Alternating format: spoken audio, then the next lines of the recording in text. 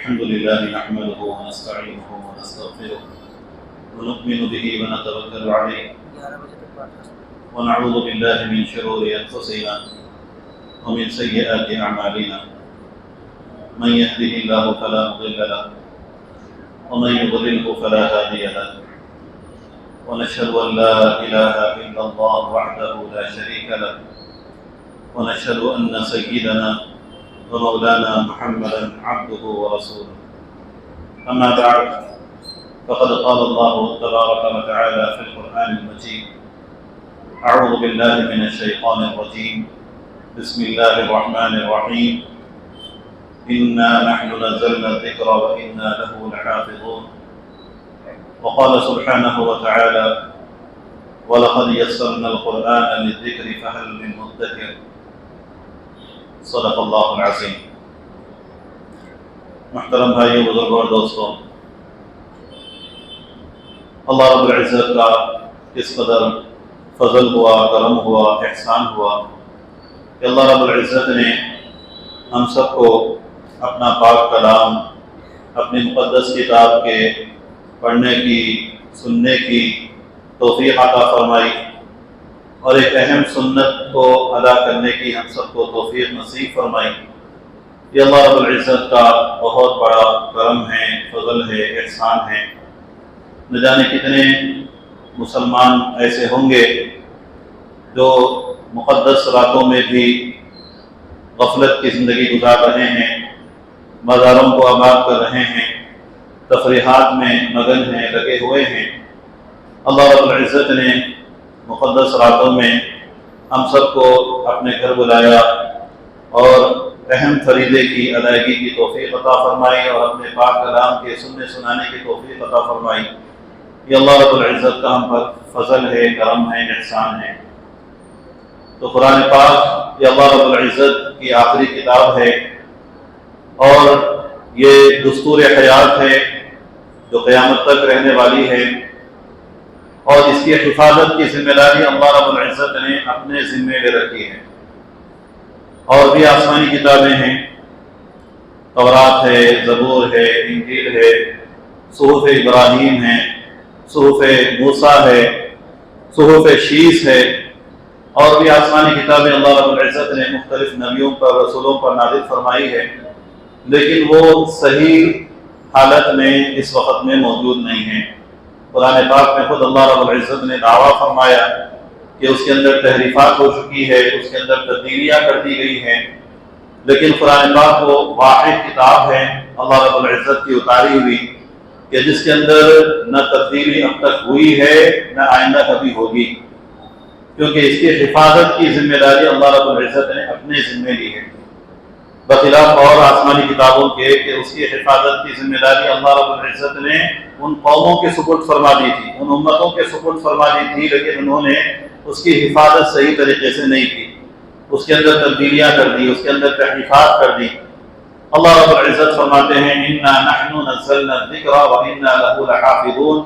یقیناً ہم نے ہی قرآن پاک کو نازل کیا ہے، اتارا ہے، اور ہم ہی اس کی حفاظت کرنے والے ہیں. اور اس وقت میں ہم دیکھتے ہیں دنیا بھر میں لاکھوں کی تعداد میں حفاظ موجود ہیں جن کے سینوں میں قرآن موجود ہے، اور ماشاءاللہ اس وقت میں حالت ایسی ہو گئی ہے، اتنی بڑی تعداد میں حفاظ موجود ہیں کہ مسجدوں میں تراویح سنانے کے لیے موقع نہیں ملتا، گھروں میں بھی موقع نہیں مل رہا. پہلے ایسا ہوتا تھا باہر سے جو ہے حفاظ کرام کو بلایا جاتا تھا، اور اب حالت یہ ہے کہ ایک ایک مسجد میں جو ہے حافظ کے لیے 8-8 10 حفاظ جو ہے سنانے کے لیے تیار ہو رہے ہیں، لیکن موقع نہیں مل رہا. تو یہ اللہ رب العزت کا فضل ہے، کرم ہے، احسان ہے.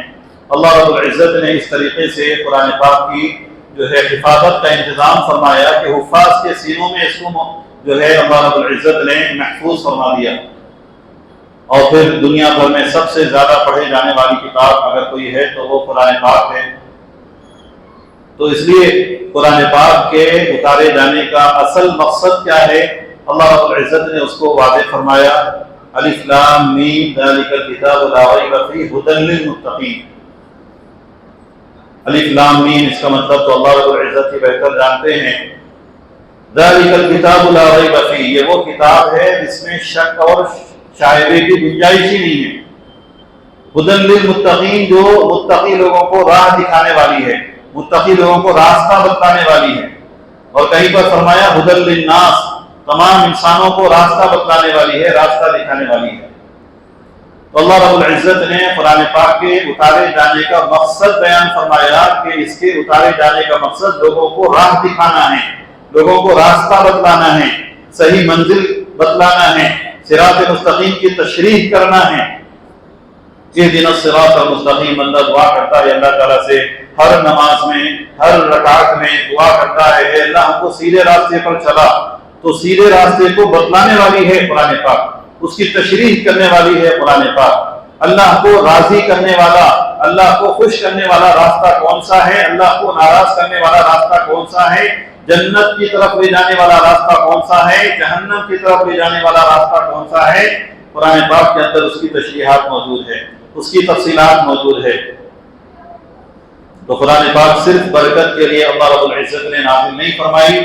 قرآن پاک کا حق یہ نہیں ہے کہ صرف اس کو جزدان میں رکھ کر کے اس کو جو ہے تاخچے میں محفوظ کر دیا جائے اور کسی کے انتقال کے موقع پر برکت کے طور پر اس کو پڑھ لیا جائے، اور پھر پڑھنا نہ آئے تو چند حفاظ کرام کو بلوا کر کے ختم قرآن کا اہتمام کرا لیا جائے اور صرف اس سے برکت حاصل کر لی جائے، یا کسی دکان کے اوپننگ کے موقع پر چند حفاظ کو بلا کر قرآن پاک کا ختم کرا دیا جائے اور برکت اس سے حاصل کر لی جائے۔ صرف یہ قرآن پاک کے اتارے جانے کا مقصد بالکل نہیں ہے۔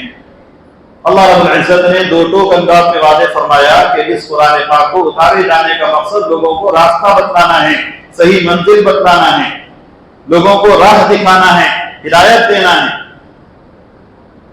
علماء نے قرآن پاک کے جو ہے مختلف حقوق بیان فرمائے ہیں، جس میں سب سے پہلا حق یہ ہے کہ قرآن پاک پر ایمان لایا جائے کہ قرآن اللہ رب العزت کی اتاری ہوئی کتاب ہے، اللہ رب العزت کا کلام ہے، اس میں کسی قسم کی اب تک تحریف نہ ہوئی ہے، نہ آئندہ اس کا امکان ہے،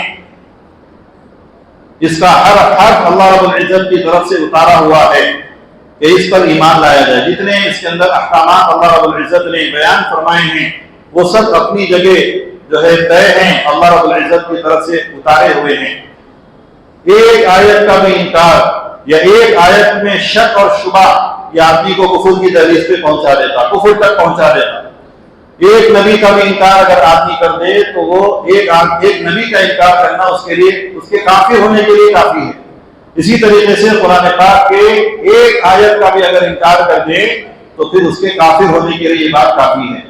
سارے ہی آیتوں کو مانتا ہے لیکن ایک آیت میں اگر وہ شک ظاہر کر دے کہ مجھ کو اس آیت کے قرآن ہونے میں شک ہے، اس آیت کے اللہ کا کلام ہونے میں شک ہے، تو پھر یہ بات اس کے لیے کفر میں لے جانے کے لیے کافی ہے۔ تو قرآن پاک اللہ رب العزت کا کلام ہے، اللہ پاک کی اتاری ہوئی کتاب ہے۔ الحمد سے لے کر والناس تک کا جتنا قرآن موجود ہے وہ سب کا سب اللہ رب العزت کا کلام ہے، اللہ کی کتاب ہے، اس پر ایمان لانا اللہ رب العزت کی طرف سے بہت بڑا معجزہ ہے۔ یہ قرآن پاک اللہ رب العزت اپنے نبیوں کے دعوے کی تصدیق کے لیے ان کو معجزات دیتے ہیں۔ معجزہ کہتے ہیں عاجز کرنے والی چیز، کہ جس کے نکالنے سے، جس کے منظر عام پر لانے سے اور لوگ قاصر ہیں اور لوگ اس کو نہیں لا سکتے۔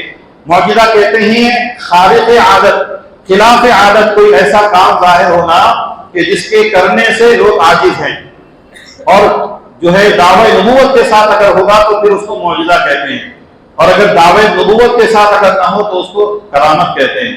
اولیاء کرام کے ہاتھوں پر بھی اللہ رب العزت خلاف عادت کاموں کو ظاہر فرماتے ہیں، یہ جو ہے ان کے ولی ہونے کا ثبوت ہے اور یہ ان کے حق میں کرامت ہے۔ قرآن پاک میں بھی موجود ہے۔ حضرت سلیمان علیہ السلام کے وزیر کا واقعہ اللہ رب العزت نے بیان فرمایا، قال الذي عنده علم من الكتاب انا آتيك به قبل ان يرتد اليك طرفك۔ سلیمان علیہ السلام نے فرمایا تھا کہ ملکہ بلقیس کا تخت یہاں پر کون لے کر آئے گا۔ سلیمان علیہ السلام رہتے تھے فلسطین میں، ارض مقدسہ میں، اور ملکہ بلقیس رہتی تھی یمن میں، وہاں پر اس کی حکمرانی تھی اور وہاں پر اس کا تخت تھا۔ تو سلیمان علیہ السلام اپنی سلطنت کو بچانے کے لیے اور اس کو بچانے کے لیے اپنی طاقت اور قوت کو اللہ کی طرف سے دی ہوئی ہے، اس کو کو بتانے کے لیے جو ہے سلیمان علیہ السلام نے اپنے دروازوں سے فرمایا کہ تم میں کون ایسا ہے جو اس سب کو یہاں پر لاتا حاصل کر دے. سلیمان علیہ السلام اللہ رب العزت نے ان کے شہر میں بڑے بڑے جنات کو رکھا تھا. جو ہکل جو ہے ان کے پاس جنات تھے. تو ایک عفریت نے جو بہت بڑا طاقتور جن تھا اس نے کہا کہ آپ کی مجلس برباد ہونے سے پہلے پہلے وہ سب کو لاتا حاصل کر دیا. اللہ تعالیٰ نے اس کام کو عطا کر دی. پھر ایک آدمی جن کو اللہ رب العزت نے کتاب کا علم عطا فرمایا تھا اور اس میں آدم کا ان کو پتا تھا.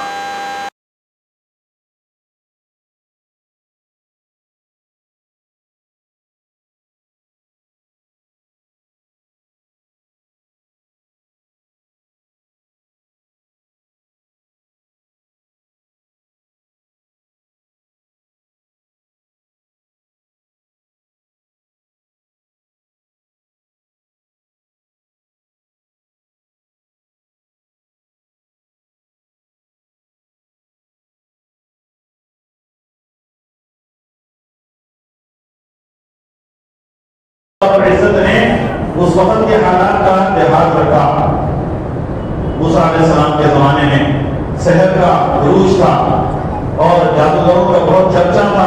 لوگ جادو سے بہت متاثر تھے, جادوگروں سے بہت متاثر تھے. مصر میں جادوگر پھیلے ہوئے تھے.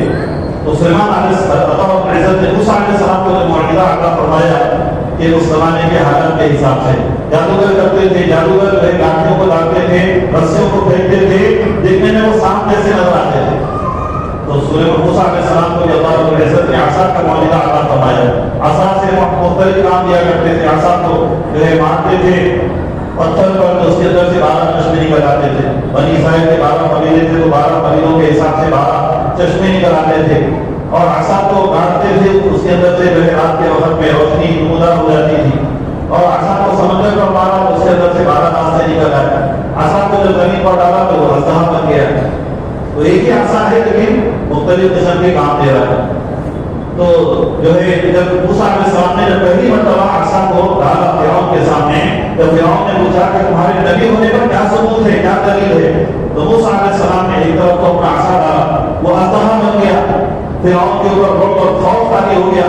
تو اس کے دروازے نے کہا کہ یہ تو جادو ہے اور ہمارے ملک میں بڑے بڑے مشہور جادوگر ہیں, ان کا ہم سے مقابلہ کرایا جائے. چنانچہ جادوگروں کا ایک وقت میں مقابلہ طے کرایا گیا اور جادوگر بھی جو ہے جب ان کو معلوم ہوا کہ وہ ایسا کرتے ہیں, لاٹھی کو لاتے ہیں اور اژدہا بن جاتا, انہوں نے کہا کہ یہ تو ہم کو بھی آتا. چنانچہ جو ہے جادوگروں کا موسیٰ علیہ السلام سے مقابلہ ہوا. پہلے جادوگروں نے اپنے عصا, اپنے لاٹھیاں جو بھی لائی تھی اس کو پھینک دیا تو وہ سانپ کی شکل بن گئی اور موسیٰ علیہ السلام کو فطری طور سے خوف محسوس ہوا. اللہ رب العزت کی طرف سے وہی آئی, آپ کے ہاتھ میں جو ہے اس کو ڈال دیجیے. تو جیسے موسیٰ علیہ السلام نے اس عصا کو ڈالا وہ حقیقت میں اژدہا بن گیا. جادوگروں نے جو کام کیا تھا وہ حقیقت نہیں تھی, وہ ایک قسم کا مسمرزم تھا, آنکھوں کی بندش تھی. ایسا جیسے میجیشینز کرتے ہیں, نظروں کی جو ہے اچانک ایسا کام کرتے ہیں کہ جو ہے ایسا محسوس ہوتا ہے کہ وہ چیز غائب ہو گئی, حالانکہ وہ غائب نہیں ہوتی, وہ کہیں چھپا دیتے ہیں اس کو. تو جادوگروں نے جو کیا تھا وہ ایک نظر بندی تھی. تو لوگوں کو ایسا محسوس ہو رہا تھا کہ وہ سانپ ہیں جو ان کی طرف دوڑ کے آ رہے ہیں, جو ان کی طرف چل کے آ رہے ہیں. حقیقت میں وہ لاٹھیاں کی تھی, رسیاں کی. لیکن موسیٰ علیہ السلام نے جب عصا ڈال دیا تو وہ تو حقیقت میں اژدہا بن گیا اور اژدہا بھی بن گیا. ان کے سارے لاٹھیوں کو, سارے رسیوں کو جس کو انہوں نے ڈالا تھا سب کو کھا گیا. جادوگر تو جانتے تھے حقیقت کو, فوراً جو ہے سمجھ گئے, حقیقت ان کے سامنے واضح ہو گئی اور جو ہے وہ سجدے میں گر گئے اور موسیٰ علیہ السلام پر ایمان لیا. تو یہ معجزہ تھا موسیٰ علیہ السلام. عیسیٰ علیہ السلام کے زمانے میں فن طب اپنے عروج کو پہنچا ہوا تھا. یونانی اپنے عروج کو پہنچا ہوا تھا. ایسے ایسے بیماریوں کے علاج جو ہے نکلنے شروع ہو گئے تھے کہ دور دور سے لوگ جو ہے آتے تھے, رک کرتے تھے وہاں پر علاج کے لیے. لیکن اس زمانے میں بھی ایسی بیماریاں تھیں جس کو لاعلاج سمجھا جاتا تھا کہ کوئی آدمی پیدائشی نابینا ہے, اس کو بینا کر دینا, کوئی اور کے مرض میں مبتلا ہے, اس کو جو ہے ٹھیک کر دینا, یہ لاعلاج بیماری سمجھی جاتی ہے. اللہ رب العزت نے اسی حساب سے عیسیٰ علیہ السلام کو معجزات دیے کہ ان کے ہاتھ میں شفا رکھی. وہ مادر صاحب نابینا کو, جو پیدائشی نابینا ہے, آنکھوں سے محروم ہے, اس کے ہاتھوں, اس کے اپنا ہاتھ جو ہے اس کے چہرے پر لگاتے تھے, آنکھوں پر لگاتے تھے اور وہ ٹھیک ہو جاتا تھا. اور جو کوڑ کا مرض ہے اس کو جو ہے اللہ کے جو ہے اپنا ہاتھ اس کو لگاتے تھے, وہ ٹھیک ہو جاتا تھا. چرچا ہوا، دور دور سے جو ہے بیمار آتے تھے اور جو ہے ان کے ہاتھوں پر شفا پاتے تھے. اور حتیٰ کہ کوئی بھی آدمی آج بھی میڈیکل سائنس کتنی عروج پر پہنچ چکی ہے، نئے نئے آلات، نئی نئی مشینیں ایجاد ہو چکی ہیں، لیکن آج بھی کوئی آدمی مرنے کے بعد اس کو دوبارہ زندگی نہیں دے سکتے. یہ تو اللہ رب العزت کے اختیار میں ہے کہ جو آدمی دنیا سے جا چکا اس کو پھر سے جو ہے حیات دینا اللہ رب العزت کے اختیار میں ہے. وہ وحی حیات دینے والا اللہ رب العزت ہے، موت دینے والا اللہ رب العزت ہے، حیات دینے والا بھی اللہ رب العزت ہے. اللہ رب العزت نے عیسیٰ علیہ السلام کو معجزہ دیا، وَأُحْيِي الْمَوْتَىٰ بِإِذْنِ اللَّهِ، میں مردے تک کو زندہ کر دیتا ہوں اللہ کی مرضی سے، اللہ کے حکم سے. اللہ کا حکم ہوتا ہے، اللہ کی مرضی ہوتی ہے تو مردے تک کو زندہ کر دیتا ہوں. چنانچہ کئی واقعات موجود ہیں جس کے بیان کا موقع نہیں ہے. پنچھی پر جو ہے مٹی کے جو ہے عیسیٰ علیہ السلام جو ہے پکشی بناتے تھے، پرندے بناتے تھے اور گھومتے تھے تو وہ گھومنے لگ جاتا تھا. تو اللہ رب العزت نے ان کو معجزات دیے اس وقت کے حالات کے حساب سے. لیکن بعض لوگ اس میں جو ہے دھوکا کھا گئے اور ان کو خدائی تک پہنچا دیا. عیسیٰ علیہ السلام کو اللہ کا بیٹا قرار دے دیا. تو بہرحال یہ ان کے دعوے نبوت کی تصدیق کے لیے اللہ رب العزت نے معجزات عطا فرمائے. اور رسول اللہ صلی اللہ علیہ وسلم کے زمانے میں عربوں، چونکہ رسول اللہ صلی اللہ علیہ وسلم کی براہ راست جو بعثت ہوئی ہے وہ جو ہے عربوں کے اوپر ہوئی ہے، پھر اس کے بعد ساری دنیا والوں کے اوپر ہوئی ہے. تو عرب ان کو اپنی زبان دانی پر بڑا ناز تھا، بڑا گھمنڈ تھا. بڑے بڑے قصیدے ان کے بچوں کی زبان پر بڑے بڑے قصیدے ہوا کرتے تھے. ہم میں سے کتنے ایسے لوگ ہیں جن کو 2-4 اشعار بھی جو ہے مشکل سے یاد ہوں گے، لیکن ان کا حال یہ تھا کہ بچے پھر بدی اشعار جو ہے کہہ دیا کرتے تھے. وہاں کے غلام پارٹیوں تک وہ جو ہے بڑے بڑے اشعار جو ہے یاد تھے، قصیدے یاد تھے. اپنی زبان دانی پر ان کو ناز تھا. کہتے تھے کہ دل کی بات کو اچھے طریقے سے پیش کرنا صرف ہم ہی کو آتا ہے، باقی اور لوگ جو غیر عرب ہے وہ تو عجم ہیں، ان کو گونگے ہیں، ان کو تو اپنے دل کی بات کو صحیح طریقے سے رکھنا نہیں آتا. اس وجہ سے جو عرب نہیں ہوتے تھے ان کو عجم کہتے تھے. عجم کے معنی گونگا. تو اللہ رب العزت نے ان کی عقل کو توڑا، قرآن پاک کو نازل فرمایا. کہ قرآن پاک جب نازل ہوا ایسی فصاحت، ایسی بلاغت کہ قرآن نے چیلنج کیا سارے انسانوں کو، سارے جنات کو چیلنج کیا کہ اگر تم کو اس قرآن کے اللہ کا کلام ہونے میں شک ہے، شبہ ہے، اس جیسا قرآن پیش کر کے دکھلا دو، اس جیسی کوئی کتاب پیش کر کے دکھلا دو. نہیں پیش کر سکتے. اور اگر پوری کتاب پیش کرنا مشکل ہے، اب یقولون افتراء فأتوا بعشر سور مثله، اس جیسی 10 سورتیں پیش کر کے دکھلا دو. اور اپنے ساتھ جو ہے جتنوں کو بلا سکتے ہو مدد کے لیے، اللہ رب العزت کو چھوڑ کر جتنوں کو مدد کے لیے بلا سکتے ہو بلا دو. اور کہیں پر فرمایا وَإِن كُنتُمْ فِي رَيْبٍ مِّمَّا نَزَّلْنَا عَلَىٰ عَبْدِنَا فَأْتُوا بِسُورَةٍ مِّن مِّثْلِهِ، اگر تم کو اس کتاب کے، اس کلام کے، اللہ کا کلام ہونے پر شک ہے، شبہ ہے، تو پھر اس جیسی ایک سورت پیش کر کے دکھلا دو. ہرگز پیش نہیں کر سکتے، چاہے تم اپنے مدد کے لیے جتنوں کو بلا سکتے ہو بلا دو، لیکن قیامت تک اس جیسی کوئی صورت پیش نہیں کر سکتے. چیلنج ہے اللہ رب العزت کا کہ جس کو اس قرآن کے اللہ کا کلام ہونے میں شک ہے، شبہ ہے، اس جیسی کوئی صورت پیش کر کے دکھا دے. قیامت تک کے لیے وقت ہے، سارے انسان، سارے جنات کے لیے وقت، سارے انسان اور سارے جنات کو چیلنج ہے. لیکن 1400 سال سے زیادہ عرصہ گزر چکا، آج تک اس جیسا کوئی کلام پیش نہیں کر سکے. حالانکہ بڑی بڑی یونیورسٹیاں یورپ اور امریکہ میں موجود ہیں جس میں غیر مسلم اسکالرز جو ہے قرآن پاک کے ایک آیت کے اوپر ریسرچ کر رہے ہیں، لیکن اس کے باوجود پوری کوشش کرنے کے باوجود کوئی جیسی کوئی صورت پیش نہیں کر سکتے. یہ معجزہ ہے قرآن پاک. اللہ رب العزت کی طرف سے رسول اللہ صلی اللہ علیہ وسلم پر اتارا ہوا زندہ معجزہ ہے. اور معجزات نبیوں کے ساتھ رخصت ہو گئے، نبیوں کے ساتھ چلے گئے، لیکن قرآن پاک وہ زندہ معجزہ ہے جو قیامت تک رہنے والا ہے. تو اس لیے قرآن پاک کے اتارے جانے کے اصل مقصد کو ہمیں جو سمجھنا ہے کہ قرآن پاک کے اتارے جانے کا مقصد اسے رہبری حاصل کرنا ہے. تو قرآن پاک کا ایک بڑا حق یہ ہے کہ اس کے اوپر ایمان لایا جائے. دوسرا حق یہ ہے کہ قرآن پاک کی تلاوت کی جائے. یتلو علیہم آیاتہ، نبی پاک صلی اللہ علیہ وسلم کے بعثت کے بھیجے جانے کے بنیادی مقاصد میں اللہ رب العزت نے بیان فرمایا کہ وہ نبی ان کو قرآن پاک کی آیتوں کو پڑھ کر سناتے ہیں. تو قرآن پاک کی تلاوت کرنا، چاہے سمجھ میں آئے چاہے سمجھ میں نہ آئے، قرآن پاک کو پڑھنا یہ جو ہے ثواب کا باعث ہے. ہر حرف پر 10 نیکیاں ملتی ہیں. حرف پر تصحیح کیا ملتی ہے، پھر نماز میں پڑھیں گے اور زیادہ ثواب ہے۔ تو قرآن پاک کو پڑھنا اور تجوید کے ساتھ پڑھنا، بڑی تعداد امت کی ایسی ہے جن کو قرآن پاک پڑھنا نہیں آتا، اور جو تھوڑے بہت پڑھنا جانتے ہیں ان میں بھی بڑی تعداد ایسوں کی ہے جن کو صحیح طریقے سے پڑھنا نہیں آتا، تجوید کے ساتھ پڑھنا نہیں آتا۔ قرآن پاک ایسی کتاب ہے، ہر زبان میں ہوتا ہے، مخرج اگر بدل جائے تو معنی تبدیل ہو جاتے ہیں، میننگس بدل جاتا ہے۔ آپ ڈکشنری کھول کے دیکھیے، کوئی ایک الفابیٹ اگر چینج ہو گیا تو اس کی میننگس کچھ کا کچھ ہو جاتا ہے، پڑھنے کا انداز اگر بدل گیا تو معنی کچھ کا کچھ ہو جاتا ہے۔ قل هو اللہ احد، قل کے معنی اگر اللہ کے ساتھ پڑھیں گے تو اس کے معنی آتے ہیں کہ وہ اللہ اکیلا ہے۔ اگر قل کے بجائے قل پڑھ دیے، کام کے ساتھ پڑھ دیے تو قل کے معنی آتے ہیں کھائیے، اور کے ساتھ اگر پڑھیں گے تو معنی ہوں گے کہیے، کام کے ساتھ اگر پڑھیں گے تو معنی ہوں گے کھائیے۔ کلوا واشربوا ہنیئا بما اسلفتم فی الایام الخالیہ، قرآن میں اللہ رب العزت نے فرمایا کھاؤ پیو مزے کے ساتھ اپنے ان اعمال کے سلے میں جو تم دنیا میں کرتے تھے، یعنی جنت میں کہا جائے گا جنتیوں سے۔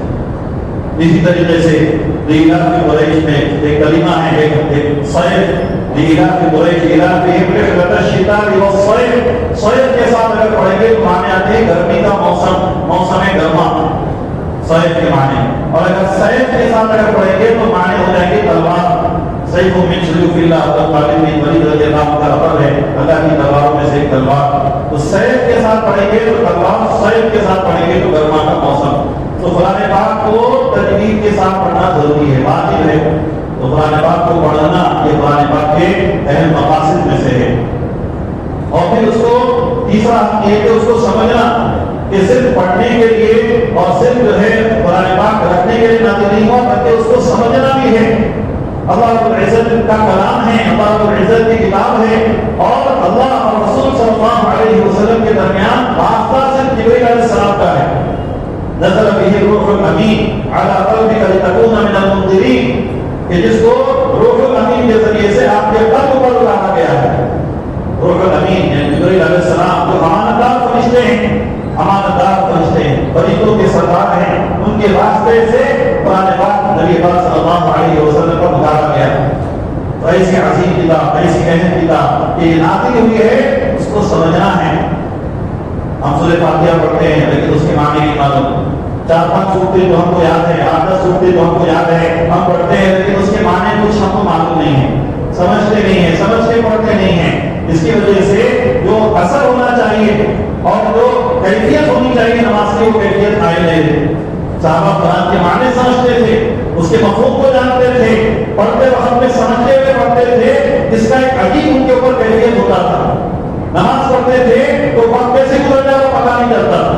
ہم تراویح پڑھتے ہیں اور جو ہے ذرا سا اگر قرت کمی ہو گئی تو پھر جو ہے اکتاہٹ شروع ہونے لگتی ہے اور حرکت چینج ہونے شروع ہو جاتی ہے، کبھی ایک پیر کے سہارے پر کھڑے ہو جاتے ہیں، کبھی دوسرے پیر کے سہارے پر کھڑے ہو جاتے ہیں، تھوڑا جو ہے مچھر اگر آ جائے، مکھیاں اگر تیز کرنے لگ جائیں تو بے چین ہو جاتے ہیں، گرمی اگر لگنی شروع ہو جائے بے چین ہو جاتے ہیں۔ لیکن صحابہ کا حال کیا تھا کہ جب نماز شروع کرتے تھے یہ جو ہے ایسا وقت کیسے گزر جائے پتہ نہیں لگتا۔ ایک صحابی رسول یہ ہاتھ سے واپس ہوئے، مکے سے واپس ہوئے، انہیں منصور کے بالکل تیار ہے، انتظار میں ہیں کہ جب قابل آئیں گے، بات چیت کریں گے، حال احوال لیں گے، بالکل من سمجھ کے تیار بیٹھی ہوئی ہے۔ ان کے قابل نے کہا کہ مجھ کو تھوڑی دیر کا وقت دے دو، میں 2 رکعت نماز پڑھ لیتا ہوں۔ تو ٹھیک ہے، بیوی نے جو ہے رغبت ظاہر کی، 2 رکعت نماز میں مشغول ہو گئے، ایسا جو ہے نماز میں مشغول ہو گئے، ایسا حق ہو گئے، رات کیسے گزر گئی پتہ نہیں چلا۔ صبح کی اذان شروع ہو گئی، نماز کو مختصر کیا، ختم کیا، بیوی جو ہے رات جو ہے بیوی انتظار میں گھوم رہی ہے، اور جب نماز ختم کرتے ہیں تو پوچھتی ہے کیا میرا نمبر کوئی یاد نہیں ہے؟ اتنے لمبے عرصے کے بعد آئے اور میں جو ہے تمہارے انتظار میں اتنی دیر سے بیٹھی ہوئی ہوں، پوری رات گزار دی تم نے نماز میں، کیا میرا نمبر کوئی یاد نہیں بنتا؟ انہوں نے کہا کہ تمہارا اس وقت حق بنتا جب تم اس کو یاد رہتی، میں تو نماز میں ایسا مشغول ہو گیا کہ جب اس کو پتہ نہیں چلا رات کیسے گزر گئی۔ سورہ رحمان انہوں نے شروع کر رکھی تھی، اس میں اللہ رب العزت نے جو جنت کی نعمتوں کا ذکر فرمایا، اس میں ایسے فخر ہو گئے، ایسے مگن ہو گئے، رات کیسے گزر گئی پتہ نہیں چلا۔ کہتے ہیں حضرت علی رضی اللہ عنہ کو تیر لگی اور جو ہے نکالنے میں دقت ہو رہی تھی، تکلیف زیادہ ہو رہی تھی، تو لوگوں نے کہا کہ جب یہ نماز شروع کر دیں گے تو اس وقت میں اس تیر کو نکالیں گے۔ تو جب انہوں نے نماز شروع کی تو اس تیر کو جو ہے انہوں نے نکال لیا، لوگوں نے نکال لیا۔ جب نماز سے حضرت علی رضی اللہ عنہ فارغ ہوئے، دیکھا آس پاس میں بہت سارے لوگ ہیں، کہا کہ ایسا لگ رہا ہے کہ تم لوگ پھر سے آ گئے تیر کو نکالنے کے لیے۔ انہوں نے کہا، لوگوں نے کہا کہ آپ کی تیر تو ہم نکال چکے۔ حضرت علی نے فرمایا اچھا نکال چکے، کچھ کو خبر ہی نہیں ہوئی۔ اندازہ لگائیے کیسی غضب کی نمازیں جب سمجھ کر جو ہے پڑھتے ہیں اور پورے استحکام کے ساتھ پڑھتے ہیں اور اس دھیان کے ساتھ پڑھتے ہیں کہ میرا اللہ میرے سامنے ہے، میں اللہ کے سامنے، اللہ کے حضور میں، اللہ کے عالی دربار میں موجود ہوں، اس دھیان اور تصور کے ساتھ جو پڑھتے ہیں تو پھر اس کی بات ہی کچھ اور ہو، اس کی کیفیت ہی کچھ اور ہو۔ اللہ رب العزت ایسی نماز پڑھنے کے ہم سب کو توفیق نصیب فرمائے۔ ایسی ہی نمازیں ہیں جو اللہ رب العزت سے جو ہے مدد دلانے والی ہیں۔ اللہ رب العزت فرمائے وَاسْتَعِينُوا بِالصَّبْرِ وَالصَّلَاةِ، کہ صبر کے ذریعے سے، نماز کے ذریعے سے اللہ سے مدد کو طلب کرو، صبر کے ذریعے سے اور نماز کے ذریعے سے اللہ سے مدد کو طلب کرو۔ انبیاء نماز پڑھتے تھے، اللہ تعالیٰ سے مدد لیتے تھے، صحابہ نماز پڑھتے تھے، اللہ تعالیٰ سے مانگتے تھے، اللہ رب العزت ان کی مرادوں کو جو ہے پوری فرماتے تھے۔ بہت سارے واقعات موجود ہیں سیرت کی کتابوں کے اندر، اس لیے ہمیں جو ہے قرآن پاک کو سمجھنا ہے۔ بہت سارے تراجم موجود ہیں، تفسیریں موجود ہیں، جو مختلف علماء کی لکھی ہوئی ترجمے ہیں، تفسیریں ہیں، اس کو ہم پڑھنے کا اہتمام کریں۔ ہر زبان میں قرآن پاک کے ترجمے تفسیر موجود ہے۔ قرآن پاک کا ایک بڑا حصہ تو ایسا ہے کہ جس کو خالی ترجمہ دیکھیے تو سمجھ میں آ جاتا، صرف ترجمہ دیکھیے تو سمجھ میں آ جاتا۔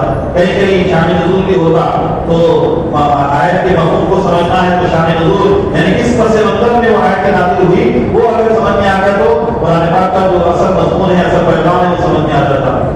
کچھ حصہ ایسا ہے کہ جو ہے جس میں اور فکر کی ضرورت پڑتی، اہل علم کو ضرورت پڑتی کہ وہ اس میں جو ہے اس کے باریکیوں میں جاتے اور جو ہے جو مختلف فنون ہیں اس کو سامنے رکھ کر کے اس کے اندر سے بہت سارے حکمت کی باتیں، بہت سارے مسئلے مسائل کو جو ہے نکالتے۔ عام طور سے قرآن پاک کا جو اکثر حصہ ہے وہ جو ہے تذکیر پر مشتمل ہے، نصیحت پر مشتمل ہے۔ اللہ رب العزت نے اپنا تعارف فرمایا، اپنی قدرت کا تعارف فرمایا، پچھلے انبیاء کرام کے واقعات کو اللہ رب العزت نے تفصیل کے ساتھ جو ہے بیان فرمایا۔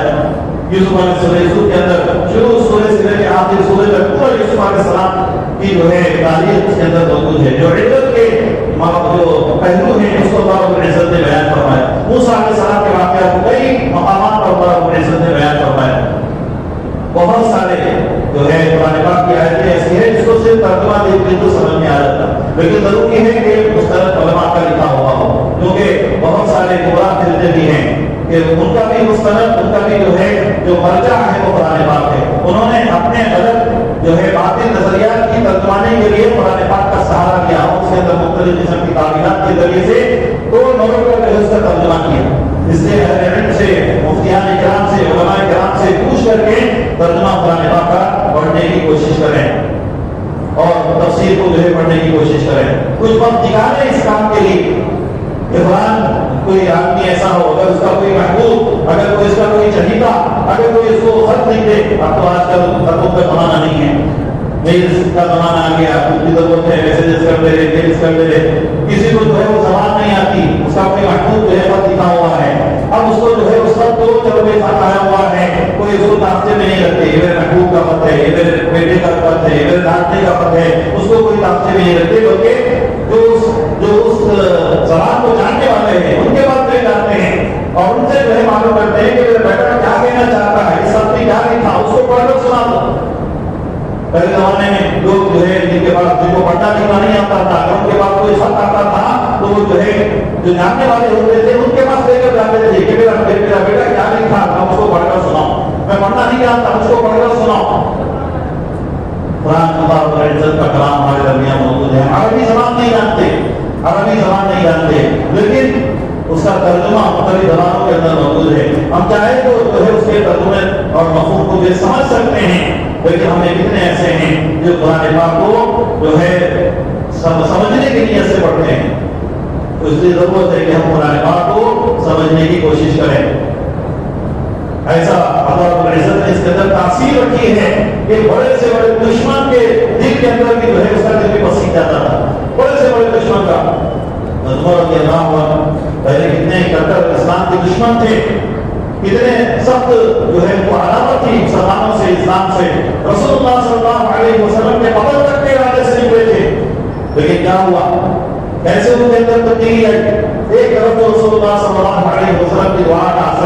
رسول اللہ صلی اللہ علیہ وسلم دعا فرمائے اے اللہ دو عملوں میں سے ایک عمل کے ذریعے سے جو ہے اسلام کو تقویت عطا فرما. وہ عمر سے بات دیکھو حضرت عمر رضی اللہ عنہ اور دوسرے ابو جہل کا اصل نام عمرو بن ہشام تھا. دونوں بااثر تھے اپنے قبیلے میں اپنے علاقے میں. ان کا ایک کنٹرول تھا دبدبہ تھا. اور پھر عمر رضی اللہ عنہ جب جو ہے معلوم ہوا بہن خود جو ہے مسلمان ہو گئی ہے. پہلے تو جا رہے تھے رسول اللہ صلی اللہ علیہ وسلم کے قتل کے ارادے سے. جب راستے میں پتا چلا کہ بہن خود مسلمان ہو گئی ہے تو بہن کے گھر گئے. وہاں پر قرآن پاک کا پڑھنا پڑھانا چل رہا تھا اور جو پڑھانے والے تھے وہ حضرت عمر رضی اللہ عنہ کے گھر تک چھوٹ گئے. حضرت خباب رضی اللہ عنہ اور جو ہے جیسے گھر میں داخل ہوئے معلوم ہوا کہ وہ جو ہے اسلام لا لیے ہیں تو بے تحاشا بہنوں کو بھی خوب مارا, بہن کو بھی خوب مارا. بہن میں جو ہے ان کو بھی خون نکلنا شروع ہو گیا. پھر جتنے میں جو ہے ان کی نظر صحیفے پر پڑی تو وہاں پر جو ہے جلدی میں رہ گیا تھا. اس صحیفے کو چھونا چاہا. بہن نے کہا کہ تم چھو نہیں سکتے, ناپاک لوگ اس کو چھو نہیں سکتے. ان کو غسل کروایا. پھر اس کے بعد میں اس کو جب پڑھا تو دل کی دنیا بدل گئی. سورہ طٰہٰ کی آیتیں پڑھی اور یہاں تک آئے اننی انا اللہ لا الہ الا انا فاعبدنی. اننی انا اللہ کہ میں ہی اللہ ہوں, لا الہ الا انا کہ میرے سوا کوئی عبادت کے لائق نہیں, لہذا میری ہی عبادت کرو, میری ہی پرستش کرو. کہ جیسے یہ آیتوں کا پڑھنا تھا اور اس کو جو ہے ان کے دل پر جو ہے حقیقت واضح ہو گئی. اسلام کی روشنی, اسلام کی حقانیت ان کے اوپر کھل گئی. اور انہوں نے کہا کہ مجھ کو رسول اللہ صلی اللہ علیہ وسلم کی خدمت میں لے جاؤ اور مسلمان کرو. یہ تو حضرت عمر رضی اللہ عنہ کا واقعہ ہے.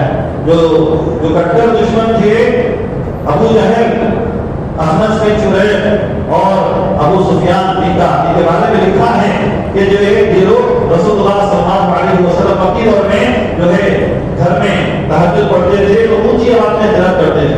اونچی آواز میں جہاد کرتے تھے تو یہ لوگ چھپ چھپا کر جو ہے تینوں جاتے تھے اور تینوں ایک جو ہے تین گوشوں میں بیٹھے, ایک دوسرے کو پتا نہیں ہے تو یہاں پر وہ لوگ موجود ہیں. تینوں جو ہے الگ سے گئے اور جا کر کے ایک کنارے پر رسول اللہ صلی اللہ علیہ وسلم کے کلام کو سننے کے لیے بیٹھے. اور جب آپ صلی اللہ علیہ وسلم تجارت سے فارغ ہو گئے, نماز سے فارغ ہو گئے, جب یہ واپس آنے لگے تو آپس میں ایک دوسرے کی ملاقات ہو گئی ایک جگہ پر. تو دونوں نے تینوں نے ایک دوسرے کی ملاقات کی. یہ تو لوگ ایک سردار ہو کر کے ایسا کرتے ہو, دن میں تو جو ہے قرآن کے سننے سے دوسروں کو روکتے ہو اور خود رات میں جو ہے قرآن کو سننے کے لیے یہاں پر آ رہے ہو. خوب ایک دوسرے کو ملامت کی اور ایک دوسرے سے جو ہے وعدہ کیا کہ اب پھر دوبارہ کبھی نہیں آئیں گے. اب پھر جب اگلا دن ہوا پھر جو ہے دل میں بے چینی تاری ہونی شروع ہو گئی کہ قرآن کی جو مٹھاس ہے اور قرآن کا جو اثر ہے ان کے اوپر تاری ہونا شروع ہوا. پھر جو ہے ایک دوسرے سے یہ سمجھتے ہوئے کہ وعدہ کر لیے اب کوئی دوسرا تو نہیں آئے گا, چنانچہ میں خود چلے جاتا ہوں. چلے گئے تینوں کے دن اور تینوں جو ہے کوشش میں بیٹھ کر قرآن پاک کو سننے لگے. اور جب جو ہے واپسی ہونے لگی تو پھر واپسی میں اتفاق سے پھر ملاقات ہو گئی اور پھر تینوں نے جو ہے پھر ایک دوسرے کو ملامت کیا اور جو ہے اب کی بار وعدہ کیا کہ جو ہے ہم دوبارہ نہیں آئیں گے.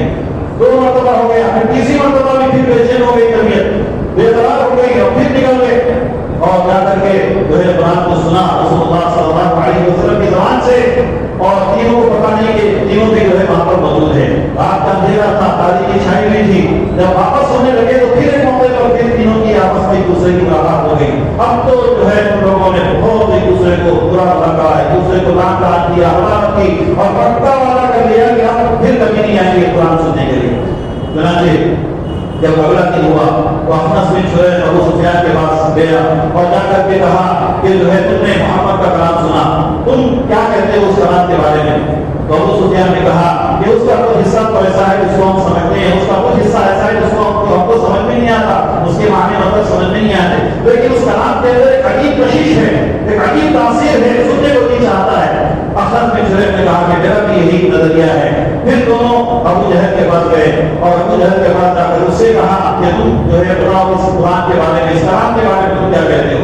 اس نے کہا کہ یہ بات تو چھوڑو, حقیقت یہ ہے کہ ہمارا اور بنو عبد مناف کا آپس میں ٹکر کا معاملہ ہے. وہ لوگ جو ہے خیر کے کاموں میں بڑھ چڑھ کر حصہ لینے لگے. ہم نے بھی جو ہے خیر کے کاموں میں بڑھ چڑھ کر حصہ لینا شروع کیا اور ان کے ہاتھوں میں بہت ساری جو ہے منصب آ گئے اور ہمارے بھی ہاتھوں میں بہت سارے منصب آ گئے. پھر جب دونوں ایک برابر لیول میں آ گئے, ٹکر میں آ گئے, اب بنو عبد مناف میں آدمی جو ہے اٹھتا ہے اور کہتا ہے کہ جو ہے میں نبی ہوں اور وہ کہتے ہیں کہ اب ہمیں ایک نبی نکلا ہے. تو ہم تو جو ہے کوئی نبی کو نکال نہیں سکتے، یہاں ہم نے طے کر لیا کہ ہم اس کو مانیں گے۔ ایسا کچھ اور تھا، حقیقت کچھ اور تھی، وہ بھی جو ہے سمجھتے تھے خدا کی حقانیت کو، لیکن جو چیز آگ تھی، جو چیز رکاوٹ تھی، وہ عصبیت تھی کہ وہ ہمارے قبیلے کے نہیں ہیں، وہ ہمارے اپنے قبیلے کے نہیں ہیں، اس وجہ سے چاہے وہ ہم پر ہو لیکن ہم کو مانیں گے نہیں۔ تو قرآن پاک کے اندر ایسی تاثیر تھی کہ کتنے بڑے کتنے جو ہے مشرکین کے بارے میں آتا ہے، قرآن کو سنا، حقیقت دین کی دنیا بدل گئی اور اسلام میں داخل ہو گئے۔ آج بھی اتنا جو ہے اسلام مخالف پروپیگنڈے کیے جا رہے ہیں یورپ سے، امریکہ سے، لیکن اس کے باوجود فلسطین میں مسلمانوں کی جو حالت ہو رہی ہے اس وقت میں جنگ زدہ علاقہ ہے، بڑی تعداد میں مسلمان شہید ہو چکے ہیں، شہروں کے شہر تباہ کیے جا چکے ہیں، لیکن اس کا اثر جو ہے مسلم ممالک پر یہ پڑ رہا کہ جو ہے لوگ اسلام سے بھری آ رہے ہیں، کہ ان کا صبر، ان کا مجاہدہ، ان کی شہادت اتنی بڑی جو ہے مجاہدے سے وہ لوگ گزر رہے ہیں، اتنی جو ہے حالت ایسی ہو گئی، 90% حصہ جو ہے فلسطین کا غیر آباد ہو گیا، 10% علاقے میں جو ہے 90% حصہ تباہ کر دیا گیا، ہزاروں کی تعداد میں لوگ شہید کر دیے گئے، لاکھوں کی تعداد میں زخمی حالت میں ہیں، لیکن اس کے باوجود ان کی ایمانی استقامت اور ان کی عزمی یہ لوگ جو ہے اس سے متاثر ہو رہے ہیں، لوگ جو ہے اس سے متاثر ہو رہے ہیں، اسلام میں داخل ہو رہے ہیں، بڑی تعداد میں خواتین اسلام میں داخل ہو رہے ہیں۔ تو محترم بزرگ دوستوں، اللہ رب العزت نے قرآن پاک کے اندر وہ تاثیر رکھی ہے، اور ہم جو ہے اس کو پڑھیں گے تو اس کی حقیقت جو ہے ہم کو واضح ہوگی۔ تو قرآن پاک کا ایک بڑا عمل، اس پر عمل کرنا ہے، سمجھنا ہے، سمجھنے کے بعد پھر اس پر عمل کرنا ہے، سمجھنے کے بعد عمل کا نمبر آتا ہے۔ بہت سارے لوگ اس لیے قرآن کو سمجھنے کی کوشش نہیں کرتے کہ سمجھ گئے تو پھر عمل کرنا پڑتا، سمجھ لیے تو عمل کرنا پڑتا، جان گئے تو پھر عمل کرنا پڑتا، اس لیے جو قرآن پاک کو سمجھتے نہیں ہیں، جبکہ جو ہے قرآن پاک کے اتارے جانے کا اصل مقصد اس سے رہبری حاصل کرنا ہے۔ اللہ رب العزت کے سامنے یہ بزرگ چلنے والا نہیں ہے، ایسا ہم کو معلوم نہیں تھا، ہم کو علم نہیں تھا، یہ آپ نے یہ فرض کیا ہے، یہ آپ نے حرام کیا ہے، یہ آپ نے حرام کیا ہے، اس کے بارے میں ہم کو خبر نہیں تھی، اس کے بارے میں ہم کو علم نہیں تھا، معلوم ہی نہیں تھا کہ اللہ رب العزت کے سامنے بزرگ چلنے والا نہیں ہے۔ کم سے کم درجے میں اتنا علم تو ہر جو ہے ایمان والے کو ہونا چاہیے کہ حلال کیا ہے، حرام کیا ہے، اس میں فرق معلوم ہو جائے، اس میں تمیز قائم ہو جائے، یہ چیز حلال ہے، یہ چیز حرام ہے، تاکہ حلال کے مطابق زندگی گزاری جا سکے، حرام سے جو ہے بچنا آسان ہو جائے۔ عمل کے لیے قرآن پاک پڑھا ہے، اور قرآن پاک پر اصل عمل کرنا ہے کہ قرآن پاک کا اللہ رب العزت کے جو احکامات نازل فرمائے ہیں اس کے مطابق ہماری زندگی ہو، اس کی تعلیمات کے مطابق ہماری زندگی ہو۔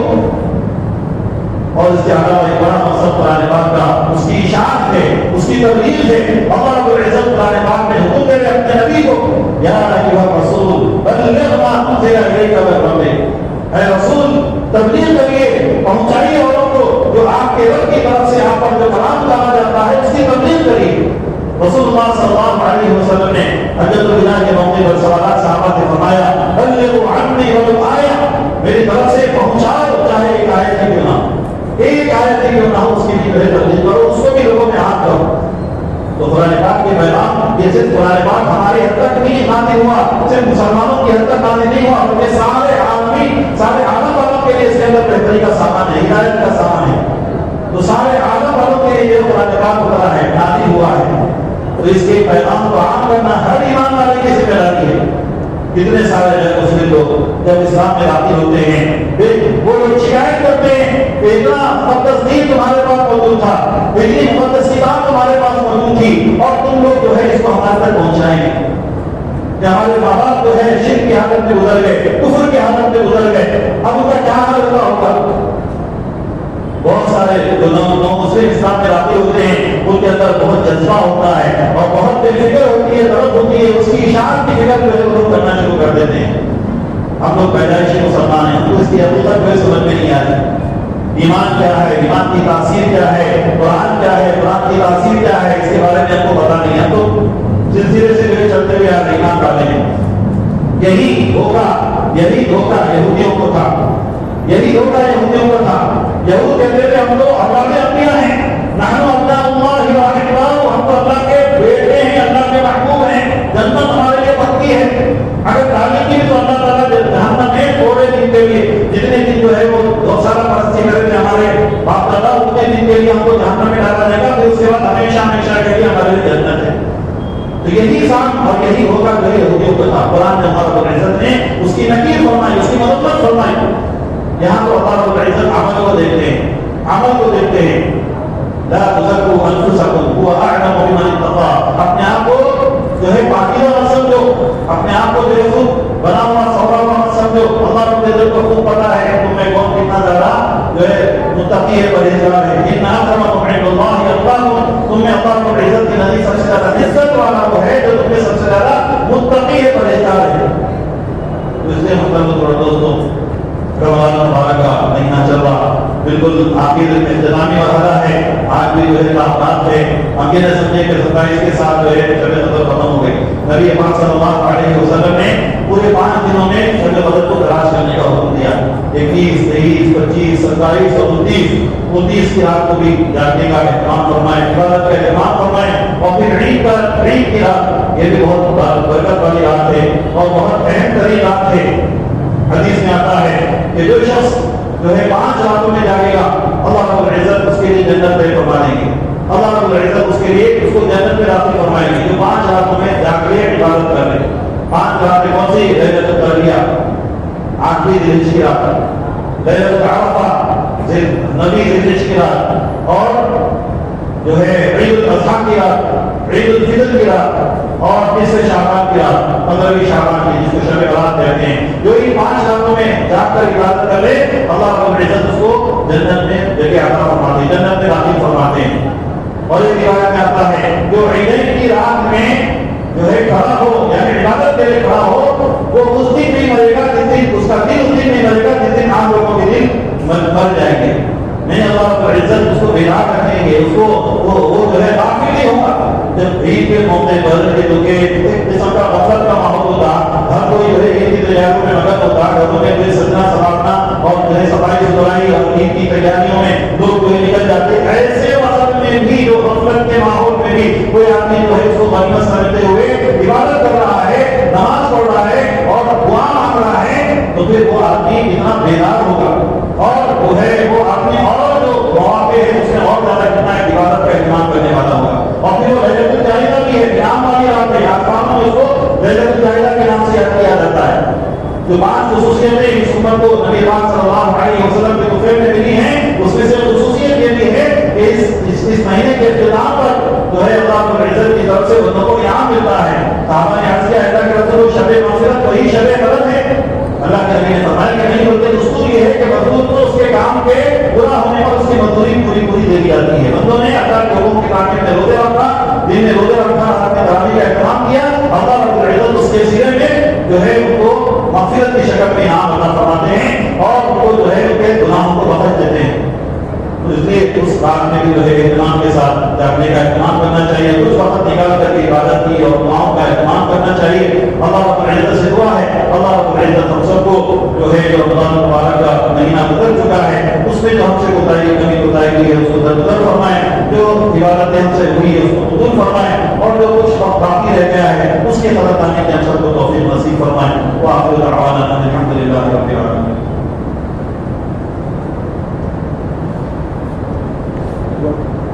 الحمد لله رب العالمين. اللهم صل على سيدنا محمد وعلى آل سيدنا محمد وبارك وسلم. ربنا آتنا في الدنيا حسنة وفي الآخرة حسنة وقنا عذاب النار. ربنا ظلمنا أنفسنا وإن لم تغفر لنا وترحمنا لنكونن من الخاسرين. اللهم إنك عفو كريم تحب العفو فاعف عنا. اللهم إنا نسألك علما نافعا وقلبا خاشعا وعملا متقبلا وإيمانا كاملا ورزقا واسعا وشفاء من كل داء. اللهم حبب الينا الايمان وزينه في قلوبنا وكره الينا الكفر والفسوق والعصيان. اللهم انا نعوذ بك من البرص والجنون والجذام ومن سيء الاصلاح. اللهم انك عفو كريم تحب العفو فاعف عنا. ربنا لا تجعلنا فتنة للقوم الظالمين ونجنا برحمتك من القوم الكافرين. ربنا افرغ علينا صبرا وثبت اقدامنا وانصرنا على القوم الكافرين. اللهم لا تسلط علينا من لا يخافك فينا ولا يرحمنا. اللهم انا نجعلك في نحورهم ونعوذ بك من شرورهم. اللهم استر عوراتنا وآمن روعاتنا اللهم تقبل منا الصلاة والصيام والقيام وتلاوة القرآن واحشرنا في زمرة خير الأنام. اللهم إنك عفو كريم تحب العفو فاعف عنا. اللهم إنا نسألك الجنة وما قرب إليها من قول أو عمل، ونعوذ بك من جهنم وما قرب إليها من قول أو عمل. اللهم إنا نسألك الهدى والتقى والعفاف والغنى. اللهم إنا نسألك علما نافعا وقلبا خاشعا وعملا متقبلا وإيمانا كاملا ورزقا واسعا وشفاء من كل داء. اللهم حبب إلينا الإيمان وزينه في قلوبنا وكره إلينا الكفر والفسوق والعصيان. اللهم إنا نعوذ بك من البرص والجنون والجذام ومن سيء الأسقام. اے اللہ ہمارے گناہوں کو معاف فرما، ہمارے خطاؤں کو درگزر فرما، اور قسم کی لطیشات کو معاف فرما، ہماری سیئات کو حسنات میں مبدل فرما۔ اے اللہ جتنے گناہ ہم سے ہوئے ہیں، چاہے دن کے اجالے میں ہو کہ رات کی تاریکی میں، کبیرہ ہو یا صغیرہ، جان بوجھ کر ہوئے ہو یا انجانے میں، اے اللہ سب کو معاف فرما۔ اے اللہ رحم کا، کرم کا، عفو کا، عافیت کا معاملہ فرما، یسر کا، سہولت کا معاملہ فرما، ستاری کا، غفاری کا معاملہ فرما۔ اے اللہ ہم سب کا ایمان پر خاتمہ فرما، کلمے پر خاتمہ فرما۔ اے اللہ ایمان کی صفات سے ہم سب کو آراستہ فرما، اس نے اخلاق کی دولت ہم سب کو نصیب فرما، نبی والے اولاد ہمیں پیدا فرما، نبی کے اسوے پر آپ کی تعلیمات پر چلنے کی ہم سب کو توفیق نصیب فرما۔ اے اللہ سنت والی زندگی گزارنے کی ہم سب کو توفیق نصیب فرما، شرک و بدعات سے ہم سب کی حفاظت فرما، نفس و شیطان کے مکر سے ہم سب کی حفاظت فرما، حاسدین کے حسد سے، ساحرین کے سحر سے ہم سب کی حفاظت فرما۔ اے اللہ برے ماحول سے ہم سب کی حفاظت فرما۔ اے اللہ فکر آخرت میں پیدا فرما، جنت الفردوس کے داخلہ مقدر فرما، قبر کے عذاب سے، جہنم کے عذاب سے ہم سب کی حفاظت فرما۔ اے اللہ حشر کی رسوائی سے ہم سب کی حفاظت فرما، نبی کی شفاعت ہم سب کو نصیب فرما۔ اے اللہ آپ کے ہاتھ و جانے وصل کا پینا ہم سب کو نصیب فرما۔ اے اللہ اپنے رضا والے کاموں کے کرنے کی توفیق نصیب فرما، اپنے ناراضگی والے کاموں سے اللہ ہم سب کی حفاظت فرما۔ اے اللہ اے اللہ اے اللہ تو ہمارے حالات کو بہتر بنا دے۔ اے اللہ اس ملک میں امن و امان کی فضا کو قائم فرما۔ اے اللہ امن و امان کی فضا کو قائم فرما۔ اے اللہ خطہ فرزداروں کو مقبول فرما۔ اے اللہ اسلام مخالف سازشوں میں ان کو ناکام فرما، مسلم مخالف سازشوں میں ان کو ناکام فرما۔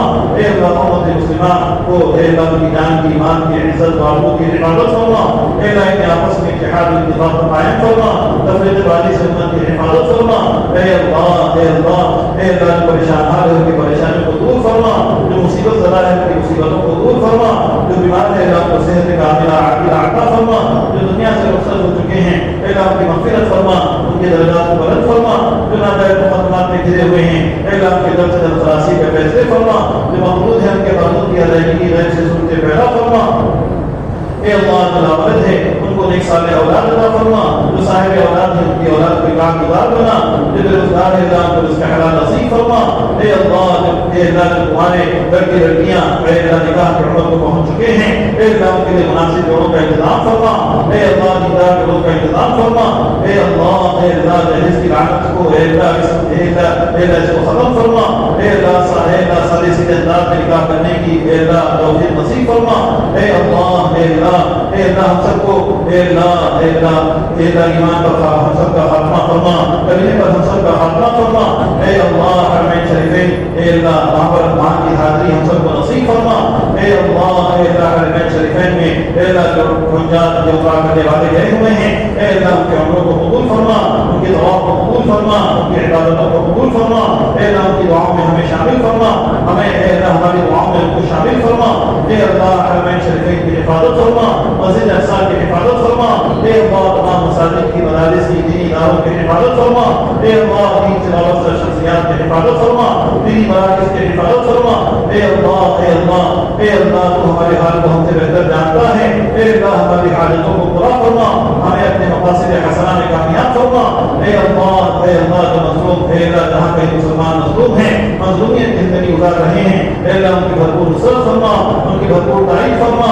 اے اللہ اس وقت میں خاص طور سے فلسطین کے علاقے میں اے اللہ جو حالات چل رہے ہیں اے اللہ جن کے حالات کو جلد سے جلد ختم فرما۔